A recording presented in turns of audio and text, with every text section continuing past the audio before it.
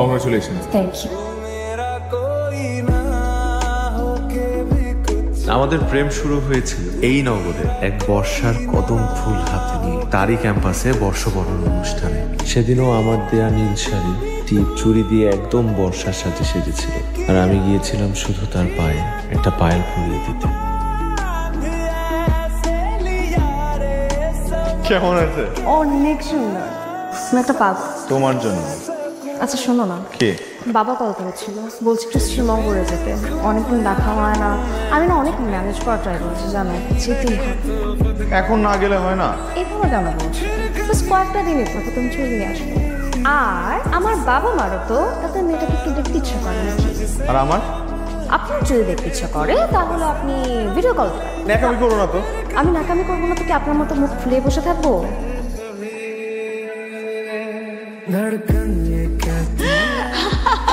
কেমন আছিস? তোমার কি অবস্থা? ভালো আছি। তুই কেমন আছিস? আমি তো অনেক এই আমরা কই যাইতেছি একটু বলবি আমারে? প্রেমে মরা জলে ডুবে না বন্ধু। এ বেটা কি কস? আমি কি তোর সাথে প্রেম করি নাকি? তুই আমার সাথে কেন প্রেম করবি? তুই যে বলে না মানুষ মেয়ে পড়লে জ্ঞান হারায় ফেলে, তুই একই দশ। এখন এইসব নাটক মাটক বাদ দিয়া বল যে আমরা কোথায় যাইতেছি। হিয়ার বাসা, মানে আমরা হিয়ার বাসার আশেপাশে আছি। কেমনে মামা? Google map. অনুভূতি না থাকলে যেমন আবেগ বোঝা যায় না, ব্যথা না থাকলে মন বোঝা যায় না, আর তুমি না থাকলে। এত মিস করছো আমাকে? অনেক। কেন তুমি করছো না? আমিও করছি অনেক বেশি। তাহলে তুমি আমার কাছাকাছি থাকো না কেন? আমি তোমার কাছেই থাকি। আরো কাছে, এত কাছেই যে চোখ মেলে তাকালেই আমি তোমাকে দেখতে পাবো। আমি তোমার বাসার সামনের গলিতে। কি? আচ্ছা তুমি কি আসবে নাকি আমি ডিরেক্টলি তোমার বাসায় চলে আসবো? এই না না না, আমি আসছি। তুমি আমাকে সারপ্রাইজ দেওয়ার জন্য এত দূর চলে আসছো? আচ্ছা তুমি আমার বাসা কিভাবে চিনলাম? আসো না তো কখনো, বলো কিছু। তোমাকে এই দিকটা ঘুরে ঘুরে রাখে। কেমন লাগলো আমার এই রোদ বৃষ্টির শহরটা? আমার তো তোমার এই শহরের চাইতে তোমাকে দেখতে বেশি ভালো লাগে। তাই? কিন্তু আরো কি করে ভালো লাগতে জানো? কি? যদি আমাকে কেউ একটু বাইকের পেছনে ঘোরাতো। তোমার এখন বাইকে চড়তে মন চাইছে? আমি তোমার এই শহরে অতিথি, আমি এখানে বাইক কি করে পাবো? সব থেকে বড় কথা আমি তো বাইক চালাতেই পারি। ও আচ্ছা শোনো না, তোমার ওই ফ্রেন্ড যে ভাবে ভাই আমি তো ওই যে চলে আসছে। ভাবি আসসালামু আলাইকুম। কি রে দোস্ত, কি অবস্থা?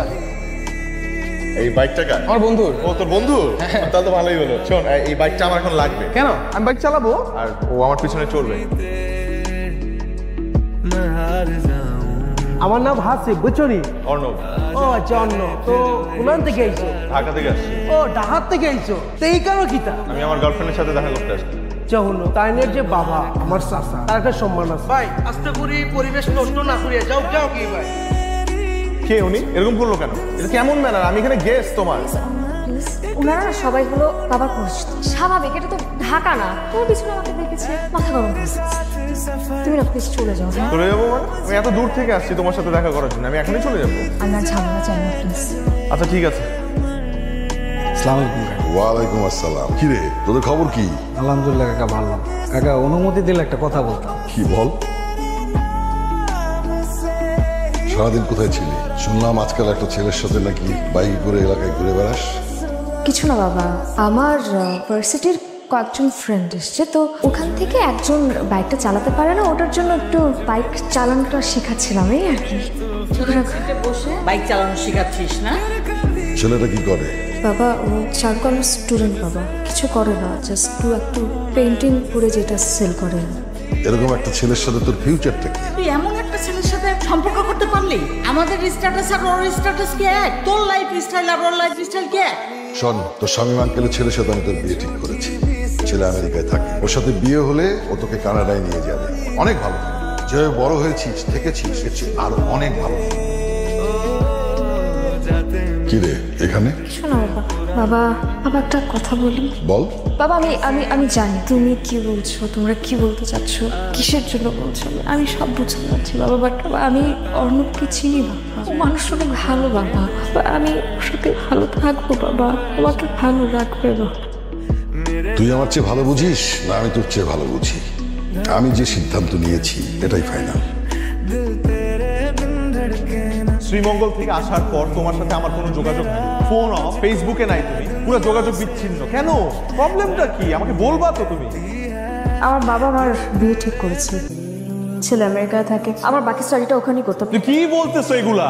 এখন প্রত্যেকটা বাবা মাই চায় তার তার সন্তান একটা সিকিউর লাইফ পাক। আমার বাবা মাও তার ব্যতিক্রম না, আরও হয়তো এটা কি সিকিউর লাইফ মনে করেছেন, এটা কি সেফ মনে করেছেন।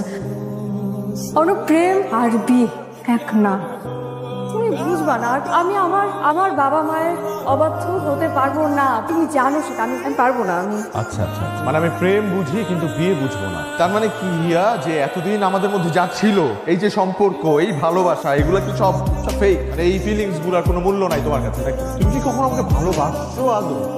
I think you never loved me Hiya, you never loved me. Hiya please বলো যে তুমি আমাকে ভালোবাসো। আমাকে মাফ করো বাবা। মাফ কর হিয়া, হিয়া। তার পরিবার থেকে স্পষ্ট জানিয়ে দেওয়া হলো এই বিয়ে সম্ভব নয়। শুরু হলো তাকে পাওয়ার জন্য আমার আকাশ থেকে চাঁদ আনার মতো যুদ্ধ। প্রথম প্রেম, প্রথম ভালোবাসা, কে চায় এভাবে হারিয়ে যেতে? তুমি আবার কেন আসছো? আবার কেন আসছো? কি চাচ্ছো নাকি তুমি? তুমি চাও না না আমি একটু ভালো থাকি, এটা তুমি একদমই চাচ্ছ না, তাই তো? হিয়া প্লিজ। হিয়া, তোমার বাবা কি চায় উনি? যে আমি এসব ছেড়ে দিই? ছেড়ে দিব আমি এসব তোমার জন্য? আর কি চায়? যে সিকিউর ফিউচার চায় তো, 9টা 5টা চাকরি, মাস শেষে একটা হ্যান্ডসাম অ্যামাউন্ট স্যালারি করবো আমি তোমার জন্য। তাও প্লিজ হিয়া, তুমি আমাকে ছেড়ে যেও না প্লিজ। আমি তোমাকে ছাড়া বাঁচবো না। আমি তোমাকে ভালোবাসি, আমি তোমাকে সত্যি অনেক ভালোবাসি, কারণ তুমি আমার প্রথম ভালোবাসা। কতদিন ছিল তুমি আমাকে? আমি তোমাকে কতদিন ছিল? বড়জোর 1 বছর। প্লিজ জাস্ট যাও, জাস্ট যাও। Hiya listen to me, Hiya please আমাকে একবার ছুঁয়ে বলো।